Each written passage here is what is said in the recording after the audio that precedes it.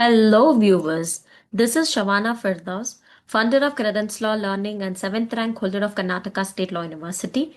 This video will help students of first semester of Karnataka State Law University to know the gist of all five subjects in few minutes. As we all know, there are five subjects that is studied in the first semester. First, it is Constitution 1, Contract, Constitution 1, Contract 1, Law of Torts, Hindu Law, and BNS. First, it is Constitution 1. Constitution, when it comes to Constitution 1, we are going to study Constitution Part 1. That means we are only covering till fundamental duties. It is covered only till fundamental duties. Article 51, capital A, is what we are going to cover in the first sem. And in the first semester, it is all about fundamental rights, fundamental duties, directive principles of state policy. So as we all know, Constitution of India is considered to be the supreme law of the land, and it's a detailed written document which makes India sovereign, socialist, secular, democratic republic. And this was adopted on 26th November 1949. That is the reason why 26th November of every year is celebrated as Samvidhan Divas. From the first unit of Constitution 1, it's majorly about four concepts. First, it is characteristic features of the Constitution, quasi federal feature of the Constitution, preamble, and citizenship. Students also make sure you differentiate between characteristic features and the quasi-federal feature. Most of the students do mistake here. What they do is they write characteristic features of the constitution to the question of quasi-federal feature. Quasi-federal feature is one feature of Indian constitution. So if the question is specific about the quasi-federal feature, we are supposed to elaborate as to what makes India a quasi-federal feature. We are neither unitary nor federal, we are quasi in nature.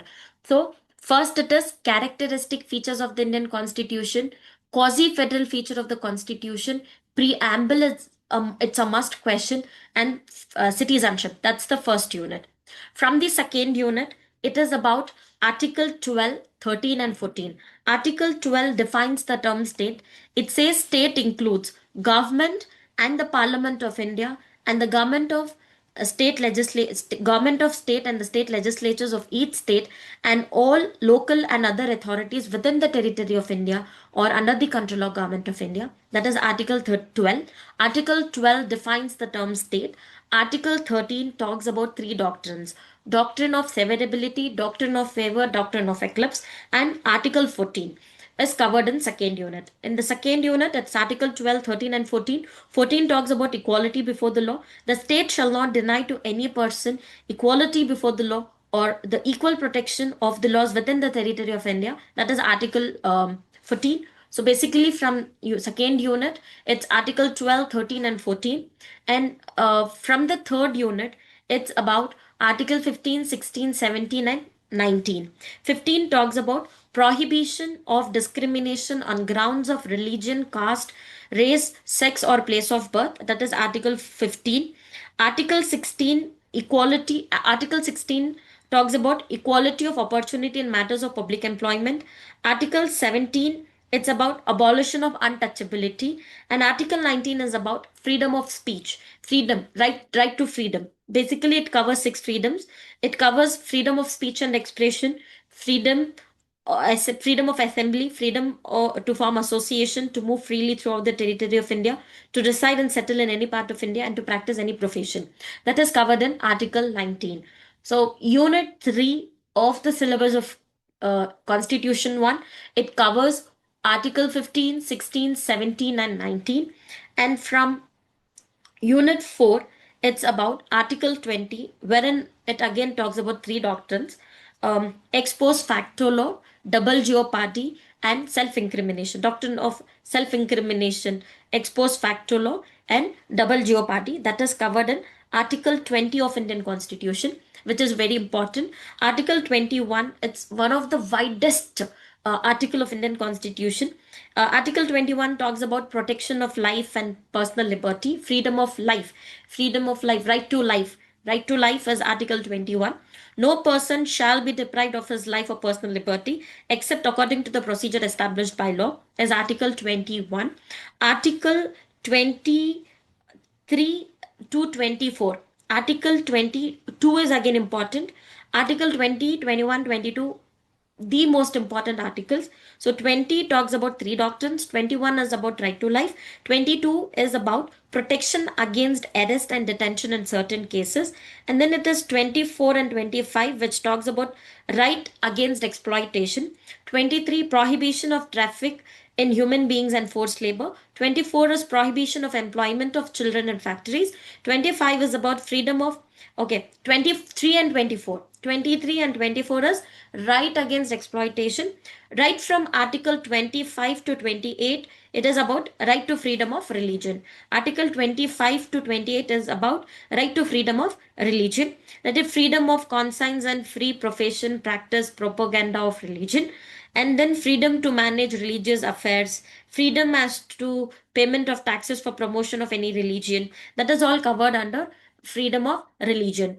And then remember article 20, 21, 22, 23 and 24 right against exploitation, 25 to 28 is about right to religion. One of the most important part of the fundamental rights. We can expect at least two questions from this part, from right from article 20 to 28. And article 32, it's about writs. Writs, there are five writs: habeas corpus, certiorari, prohibitio, quo warranto, and these five important writs: quo warranto, certiorari, prohibitio, habeas corpus. You have a chance of getting one writ as a short question, maybe, or all the five writs as a long question. And the correlation between the fundamental rights and directive principles is again very important long note question. The last important concept is fundamental duties. The concept of fundamental duties was later on inserted in Indian Constitution through 42nd Amendment. That is the reason why there are many changes which took place through 42nd Amendment. That is the reason why it is called as mini constitution. 42nd Amendment is called as mini constitution. There were many changes which took place in this 42nd Amendment.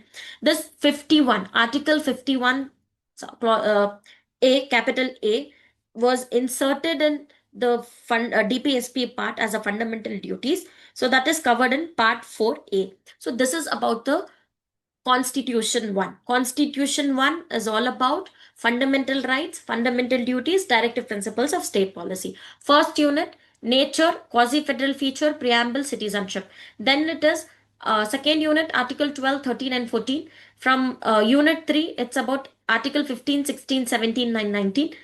From unit 4, it's about Article 20, 21, 22, 23 to 24, 25 to 28. Last, it is writs, TPSP, and fundamental rights and fundamental duties. So this is about constitution. Then the second subject which you people are going to study in this first semester is contract 1. Again, contract 1 in total consists of 238 sections. That is contract in total 238 sections, but we are going to study only till section 75. It is only till section 75 that we are going to focus in this first semester. First unit, it's about essentials of contract. So as we all know, any agreement which is enforceable by law is a contract.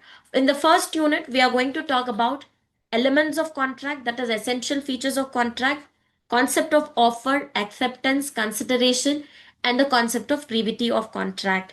Then from the second unit, it's about capacity to contract. In the capacity to contract, one of the most important concept is contract with minor. Any contract which is entered with minor is void ab initio. And then the concept of free consent. The concept of free consent is given in section 14. Section 14 says what is free consent. Any consent which is obtained by coercion, undue influence, fraud, misrepresentation, mistake is called as not to be considered to be a free consent. Any consent which is taken by way of coercion, undue influence, fraud, misrepresentation, mistake, then it is called as not a free consent. Any consent which is not free is not considered to be a valid contract and the law. And then it talks about void contracts. From this part of void contracts, a contract and restraint of trade is very important. Contract and restraint of trade is very important. Any that is covered under section 27. Agreement and restraint of trade is void. Agreement, there is an exception, like agreement not to carry business of which goodwill is sold. Okay, agreement and restraint of trade, section 27 is important for the long note. And then the contingent contract, that is from the second unit.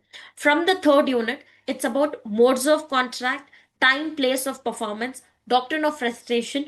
Doctrine of frustration is also called as impossibility of performance of contract. If there is any contract which is impossible to be performed, becomes doctrine of frustration. That is impossibility of performance. And breach of contract, anticipatory breach can be asked as a long note question. From the fourth unit, it's about remedies available for the breach of contract, kinds of damages, and remoteness of damages, quasi contract. Quasi contract is again important. Last unit, fifth unit, it's about specific relief act. So first unit, general concepts of offer, of contract, offer, acceptance, consideration, privity of contract. Then it is capacity to contract, concept of minor, free consent, void agreement. Then from the third unit, modes of discharge, time, place, and performance, frustration, breach. And then fourth unit, remedies for the breach of contract, kinds of damages, remoteness of damages, quasi contract. And the fifth unit is it's about specific relief act, wherein in total it consists of 44 sections. This is about contract one. Then coming to the third subject. The third subject that you people are going to study is law of torts. Law of tort is a civil law where it is for the unliquidated damages. Unliquidated damages is a damage which is not previously determined.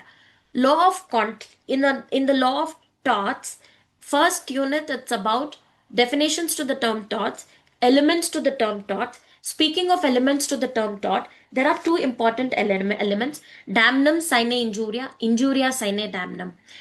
Any damage without legal injury is not actionable in the court of law. Any legal injury without actual loss is actionable in the court of law. That is very important. You can also be asked to write one element for the long note. Elements of tort is first important question. Then difference between tort and crime, tort and contract. Then ubija sibi remedium. Ubija sibi remedium, where there is a right, there is a remedy. The last concept is mental element. Concept of mental element and tort is again a part of first unit. So from the first unit, elements of tort, difference between tort and crime, tort and contract, ubija sibi remedium, and mental element. Then from the second unit of torts, it's about the general defenses. From the general defenses, we have voluntary non-fit injuria, act of God, inevitable accident, which are very important. Voluntary non-fit injuria. If you consent for something, in case if there is any loss, that is exempted. That is general defense. General defense, voluntary non-fit injuria is important. Act of God is important. Inevitable accident is important. Then vicarious liability. That is the liability of master for the mistake of servant, vicarious liability of the state, vicarious liability of the master. Again, there are two questions: vicarious liability of the state and vicarious liability of the master. That is two important concepts from the second unit. Second unit of tort basically covers two concepts: general defenses, wherein it talks about voluntary non-fit injuria, act of God, inevitable accident, which are very important, and vicarious liability. That is Q facet per allum facet per se. Master be liable for the mistake of the servant. Then third unit, it's about negligence, nuisance, strict and absolute liability, remoteness of damages, and award. From fifth unit, very important is negligence, strict liability, remoteness of damages. These are the very important from the third unit: negligence, strict liability, remoteness of damages. And Fourth, fourth unit, it's about assault, battery, false imprisonment, defamation, malicious prosecution, and trespass. Last unit, it's about two acts. One is Consumer Protection Act, other one is Motor Vehicles Act. This is all about law of contract. Law of torts, not the contract. The third subject is law of torts. Then we have Hindu law. So when we talk about Hindu law, first very important is about the sources of Hindu law. There are two primary sources. There are two sources of Hindu law: primary sources, secondary sources. From the primary source, we have Shruti, Smriti, commentaries, digest. These are the primary sources. Secondary sources are legislatures, decisions of the judges, and from the primary source, custom is important. You have a chance of getting custom as a long note. So from the source part, I want you people to specifically prepare for custom. The sources of Hindu law: primary source, secondary source. In the primary source, we have Shruti, Smriti, commentary, digest, and customs. From the secondary, it's about the legislatures, decisions of judges. So very important is primary source, and that custom is again very important to be emphasized. Then schools of Hindu law. One is Dayabhaga, Metakshara. Concept of dharma is important for the short note, and application of Hindu law, to whom the Hindu law applies. Hindu law apply to those who is a Hindu um, by birth, whose parents are Hindu by birth, someone who was practicing as a Hindu from the birth. Then that is the application important for the, maybe for the long note, but very important is schools and sources from the Hindu law first unit. Second unit, it's about the concept of Hindu Marriage Act. In the Hindu Marriage Act, in total, we have 30 sections. When we talk about Hindu Marriage Act, here, this Hindu Marriage Act applies to any person who is a Hindu by religion in any of its forms and or its development. It can include Virashaiva, Lingayat, and follower of Brahmo, Prarthana, Arya Samaj, and any person who is a Buddhist, Jain, Sikh by religion. Uh, they are the ones to whom the Hindu law applies. From the Hindu law part, concept of conditions of Hindu marriage, which is covered under Section 5, is important. Then Section 9 and 10, restitution of conjugal right, judicial separation. Section 9 and 10 is important. Section 9 and 10 is covered in Chapter 3. Section 9 talks about restitution of conjugal right. Section 10 talks about judicial separation. And then we have Section 11, 12, which is important. Void is 11. 12 covers about voidable marriage. And then Section 13 and 14, 13b is important. 13 is divorce, ground of divorce. 13b talks about divorce by mutual consent. And these are the very important concepts from Hindu Marriage Act. Hindu Marriage Act 1955, wherein in total it consists of 30 sections. This act to be discussed in detail, to be studied in detail. Then third unit talks about Hindu undivided family, position of Karta, partition, endowments. And then from the fourth unit, it's all about Hindu Succession Act. So Hindu Succession Act again in total consists of 31 sections. From the Hindu Succession Act, very important is rules of interstate, dying interstate, male dying interstate, female dying interstate. One question is definite from this Hindu Succession Act: male dying interstate, female dying interstate. And then the last chapter contains two acts. One is Hindu Minority and Guardianship Act. Other one is Hindu Adoption and Maintenance Act. Hindu Adoption and Maintenance Act, Hindu Minority and Guardianship Act is covered in the last unit of Hindu law. Hindu law, basically, we will be discussing about its introduction, its sources, schools, and applicability. Then the first act that we are going to concentrate is Hindu Marriage Act. Then second is Hindu Succession Act. Third, it is Hindu Minority and Guardianship Act. And then Hindu Adoption and Maintenance Act. So basically, four acts will be discussed in detail from the Hindu law point of view. Then comes the last subject, that is the substantive law of crime, Bharatiya Nyaya Sanhita. This is the new IPC. We can say new IPC. It's the replaced law of IPC. This is called as BNS 2023. From this BNS, first unit, it's about definition to the term crime and difference between term crime and the tort and the maxim actus non facit reum nisi mensat rea. Possible parties to the crime, elements to the crime is important. Then what is important to be discussed from the first unit is about two important concepts. One is the concept of punishment, which is dealt under section 4 to 13, and general exceptions from section 14 to 44. Section From punishment and general exceptions, we can expect at least one or two questions. One is punishment, general exceptions. Punishment is covered from 4 to 13, and general exceptions is covered from 14 to 44. Then we have in the second unit, it's about chapter 5, chapter 4 and chapter 5. Chapter 4, it's about abatement and criminal conspiracy, which is important. From the chapter 5, which covers from section 63 to 99, it talks about offenses against women and child. Section 63 is rape, punishment for rape. And rape is important, it's been repeatedly asked in many papers.